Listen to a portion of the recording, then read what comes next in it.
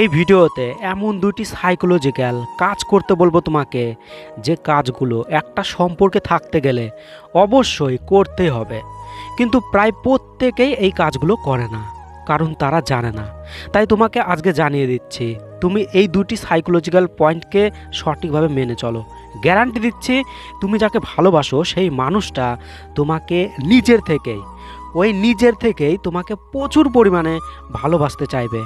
ওই নিজেই চাইবে কিভাবে তোমাকে প্রচুর ভালোবাসা যাবে, এইটা ওর মাথাতে সব সময় ঘুরতে থাকবে।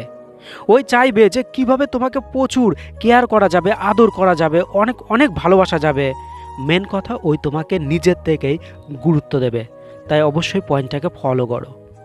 প্রথম পয়েন্ট, টেল রিজন, কারণ বলতে হবে। খুবই পাওয়ারফুল পয়েন্ট। দেখো, এই পয়েন্টটাকে তোমাকে অভ্যেসে পরিণত করতে হবে। ধরো তুমি এমন কিছু করেছো যার জন্য তোমার ভালোবাসার মানুষটা তোমাকে দোষ দিচ্ছে, বা তোমাদের মধ্যে ঝগড়ার পরিস্থিতি তৈরি হয়েছে, বা ধরো ওই তোমাকে ফোন করেছে অনেকবার আর তুমি ধরোনি, বা ওই তোমাকে কোনো একটা কাজ করতে বলেছে আর তুমি বলেছো যে ঠিক আছে আমি 4টাতে তোমাকে ফোন করবো, 4টার সময়, কিন্তু 4টাতে তুমি ওকে আর ফোন করতে পারোনি। আর এই জন্যই ওই তোমার উপর রেগে গেছে। হয়তো তোমাদের মধ্যে কথা কাটাকাটি বা ঝগড়া কিছু একটা তৈরি হয়ে গেছে। তো দেখো, এই জায়গাতেই তুমি যদি প্রথমেই ওকে রিজন বা কারণ জানিয়ে দিতে, তাহলে কিন্তু ওর রাগ, অভিমান, তোমাকে দোষ দেওয়া, ঝগড়া কিছুই হতো না। মানে যখন তুমি ওর ফোনটা ধরতে পারোনি, আর তারপর তুমি যখন ওর সাথে কথা বলতে যাবে, মানে ফোন যখন ধরতে পারোনি, তারপর যখন তুমি ওর সাথে কথা বলতে যাবে, ঠিক কথা শুরুর আগে বা ওই তোমাকে কিছু বলার আগেই তুমি প্রথমেই কারণটা ওকে জানাবে যে শোনা, এই সমস্যার জন্য আমি তোমার ফোনটা তখন ধরতে পারিনি বা তোমার কাজটা আমি করতে পারিনি। মানে কথা শুরু করতে হবে কারণ বলে। ওকে প্রথমে জানাতে হবে তুমি কেন ওর ফোনটা ধরতে পারোনি, কেন কাজটা করতে পারোনি। দেখো, তুমি যদি ওকে কারণ না বলো তাহলে কি হবে? ধরো তুমি ওকে বলেছো যে আমি রাত 10টাতে তোমাকে ফোন করব, আর কোনো কারণবশত তুমি ওকে ফোনটা করতে পারোনি। তাই ওকে কেন ফোন করতে পারোনি, এর পেছনের কারণটা ওই জানতে না পেরে সরাসরি তোমাকে দোষ দেবে, বা হয়তো ওই মন খারাপ করবে, বা ঝগড়া হবে, সম্পর্ক খারাপ হবে, মানে বহু কিছু।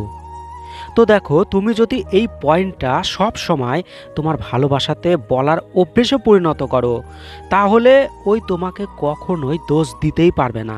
তোমাদের মধ্যে ঝগড়া হবেই না। 100% তুমি ওর বিশ্বাস অর্জন করতে পারবে।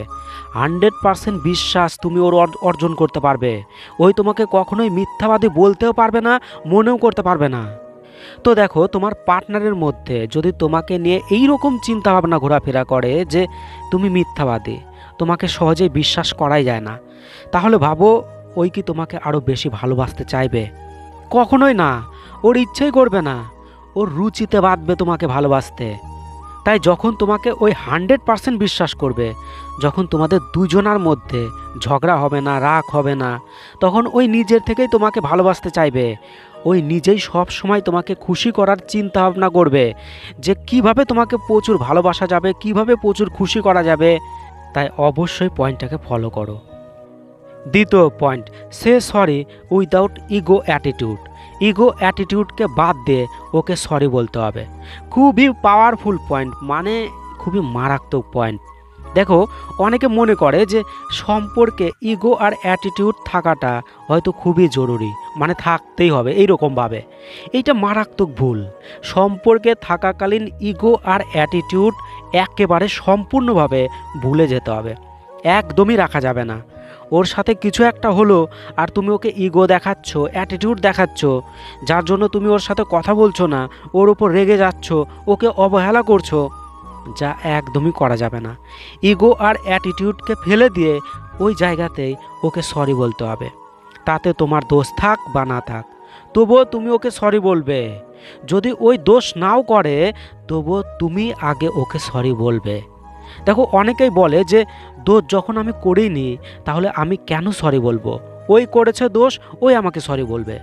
দেখো, তোমাকে একটা কথা সব সময় মাথায় রাখতে হবে, তোমাকে মাথা নিচু করতে হবে ওর সামনে, কারণ তুমি ওকে ভালোবাসো, তোমার মন যুক্ত আছে ওর সাথে। ওই পর নয় তোমার, ওই তোমার খুবই আপন, কারণ তোমার মন চায় ওকে, তোমার ফিলিংস যুক্ত আছে ওর সাথে। দেখো, তুমি কি এই কথাটা কখনো শুনেছো যে মাথা নিচু আমি এই জন্যই করি কারণ আমি ওকে ভালোবাসি, তাছাড়া ভুল আমি কালকেও ছিলাম না, আজও নেই। তো দেখো, এই জন্যই তোমাকে সরি বলার অভ্যেসটা করতে হবে। দেখো, রাগ, অভিমান, অহংকার এগুলো তুমি পাড়া প্রতিবেশী, বন্ধু বান্ধবী বা ফ্যামিলির লোকজনের সাথে করবে, কিন্তু ভুল করেও কখনোই ভালোবাসার মানুষটার সাথে করবে না। শুধু নিজের মনকে এটাই বোঝাও যে ওই তোমার, তোমার হৃদয়ের মানুষ ওই।